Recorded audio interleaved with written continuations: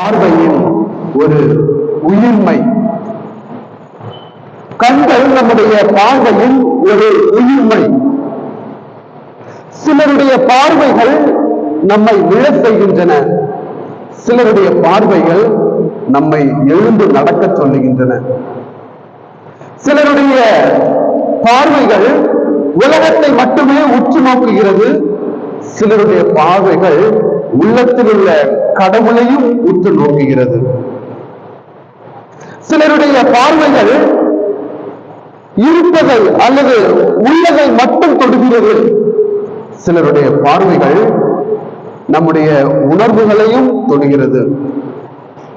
இயேசுவில் இறைவனின் இதயத்திற்கு மிகவும் நெருக்கமான சகோதர சகோதரிகளே, ஆண்டவர் இயேசு கிறிஸ்துவின் உயிர்ப்பு காலம் 3வது ஞாயிறு வழிபாட்டை நாம் கொண்டாடுகின்றோம். இந்த வழிபாட்டினுடைய இறை வார்த்தையை உங்களுக்கு எடுத்துரைக்கின்ற இந்த வேளையில் மறைக்கப்பட்ட கண்கள் என்கின்ற ஒரு சிறிய தலைப்போடு என்ற இறை வார்த்தையை உங்களுக்கு நான் எடுத்துரைக்கின்றேன். பிரியமான சகோதர சகோதரிகளே, பல்வேறு நேரங்களில் நம்முடைய கண்கள் எல்லாம் மறைக்கப்படுகின்றன. வெவ்வேறு விதங்களில் அவை மறைக்கப்படுகின்றன, வெவ்வேறு வடிவங்களில் அவை மறைக்கப்படுகின்றன. குறிப்பாக நம்முடைய இந்த நம்பிக்கை பயணத்தில், நம்முடைய இந்த விசுவாச வாழ்க்கையில் எத்தனையோ முறை நம்முடைய கிறிஸ்தவ வாழ்வானது நம்முடைய கண்களை திறக்க முயற்சிக்கின்றது. நம்முடைய கத்தோலிக்க நம்பிக்கையானது நம்முடைய கண்களை திறக்க முயற்சிக்கின்றது. நாம் கேட்கின்ற இறைவார்த்தை, நாம் உட்கொள்ளுகின்ற பகிர்ந்து உட்கொள்கின்ற இந்த நற்கருணை நம்முடைய கண்களை திறப்பதற்கு முயற்சிக்கின்றது. ஆனால் ஏதோ ஒரு வகையில், ஏதோ ஒரு காரணத்திற்காக நம்முடைய கண்கள் எல்லாம் மறைக்கப்பட்டுள்ளன. இறைவனின் இதயத்திற்கு மிகவும் நெருக்கமான சகோதர சகோதரிகளே, இன்றைய இந்த இறை வார்த்தையினுடைய முதலாவதாக எம்மாவு நகரத்தை நோக்கி 2 சீடர்கள் நடந்து செல்கிறார்கள். இயேசுவும் அவர்களுக்கு அருகில் வருகிறார். இயேசு அவர்களை கேள்வி கேட்கின்ற போது அவர்களுடைய முகம் வாட்டமாக இருந்தது. நம்முடைய தினசரி வாழ்க்கையில் நம்முடைய முகங்கள் எல்லாம் ஏதோ ஒரு சூழ்நிலை காரணங்களாக, ஏதோ ஒரு காரணத்திற்காக நம்முடைய முகங்கள் எல்லாம் வாட்டமாக தான் இருக்கின்றன. துன்பங்களை பார்க்கின்ற பொழுது அந்த சீடனுடைய வாழ்வு முகவாட்டமாக இருந்தது. இவ்வளவு நாட்கள் ஆண்டவரோடு இருந்தோம், இவ்வளவு நாட்கள் அவர் எங்களை பார்த்து கொண்டார், அவரை பின்பற்றினோம், எல்லா இடங்களுக்கும் சென்று வந்தோம், இப்போது அவர் எங்களோடு இல்லை, ஆகவே எங்களுடைய முகமானது வாட்டமாக இருக்கிறது என்று அவர்கள் எம்மாவு நகரத்தை நோக்கி செல்கிறார்கள். பிரியமான சகோதர சகோதரிகளே, இறைவன் எப்போதெல்லாம் நம்முடைய வாழ்க்கையில் இல்லையோ நம்முடைய முகமும் வாட்டமாக தான் இருக்கும். இறைவனுடைய செயலும் இறைவனுடைய ஆசையும் அந்த இறை அருளும் நம்முடைய வாழ்க்கையில் இல்லை என்றால், அதை நாம் உணரவில்லை என்றால் நம்முடைய முகங்களும் வாட்டமாக தான் இருக்கும். எல்லாவற்றையும் இழந்த ஒரு மனதோடு நம்முடைய வாழ்க்கையை நாம் ஓட்டிக்கொண்டிருப்போம். அந்த சீடர்கள் அவ்வாறுதான் அவர்களும் யோசித்தார்கள். அவருடைய முகம் வாட்டமாக இருந்தது.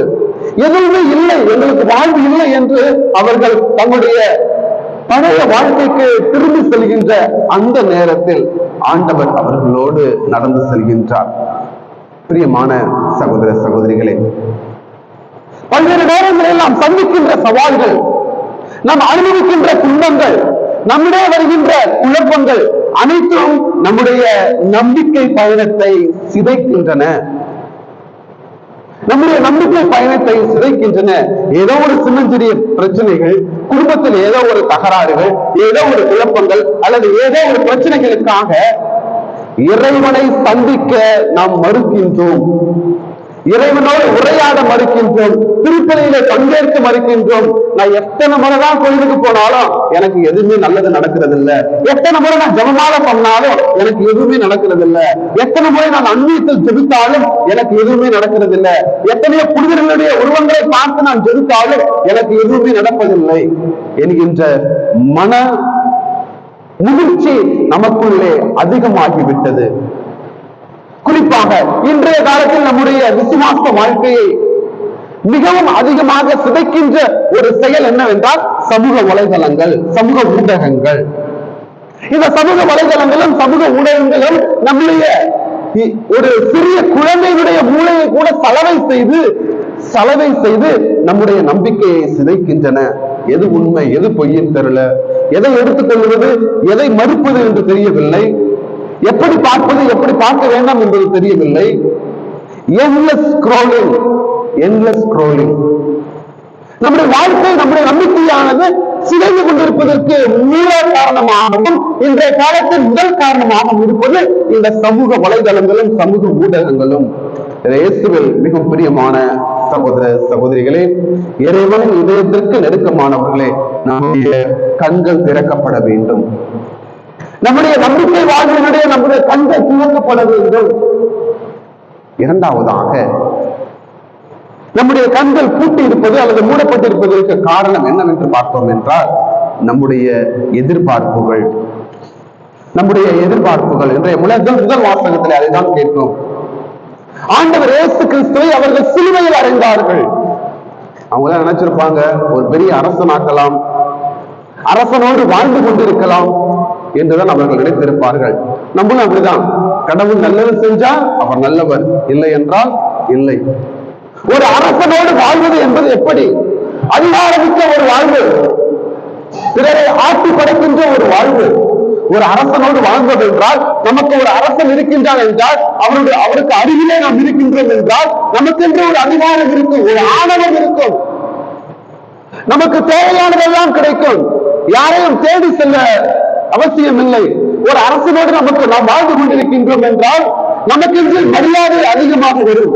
அந்த சீடர்கள், அந்த யூத மக்கள் எல்லாம் அப்படிதான் நினைத்தார்கள். நமக்கென்று ஒரு அரசன் வந்துள்ளார், நம்மை மீட்டெடுப்பார் என்று அவர் நினைத்தார்கள். ஆனால் ஆண்டவர் இயேசு புனித வியாழன் அன்று நான் அரசன் அல்ல, இதோ சீடர்களுடைய பாதங்களை கழுவி தாழ்ச்சி என்னும் ஆடையை அணிந்து கொண்டார். பிரியமான சகோதர சகோதரிகளே, நம்முடைய எதிர்பார்ப்புகள் எல்லாம் நம்மை அவ்வாறுதான் செய்கின்றன.